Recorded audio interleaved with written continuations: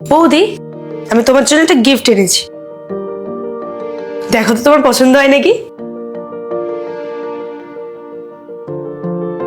এর মধ্যে একটা সোনার নেকলেস আছে, দেখো পছন্দ হয় নাকি তোমার। বাহ, এটা তো খুব সুন্দর। এটা আমার জন্য? হ্যাঁ, তোমার জন্যই এনেছি। তোর কি মাথা খারাপ হয়ে গেছে?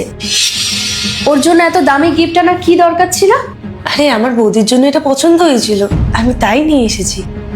না সে ঠিক আছে, আমি বলতে চাইছিলাম এত দামি গিফট আনার কি দরকার ছিল?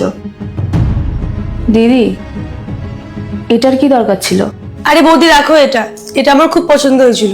আর এমনিও সামনেই তো তোমার বার্থডে, তো এটা আমার তরফ থেকে তোমার জন্য। আচ্ছা, ও এতদিন পরে এসছে, তুমি এক কাজ করো, ভেতরে গিয়ে ওর জন্য ভালো কিছু খাবার বানিয়ে নিয়ে এসো। ঠিক আছে দিদি, তুমি বসো, আমি তোমার জন্য খাবার বানিয়ে আনছি।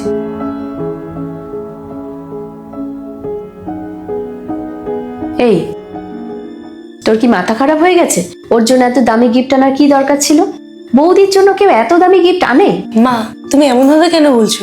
আমার ওই নেকলেসটা ডিজাইনটা খুব ভালো লেগেছিল, তাই আমি ওটা বৌদির জন্য নিয়ে এসেছি।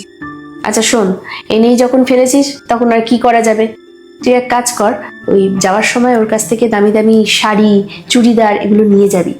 এত দামি গিফট তুই ওকে দিয়েছিস,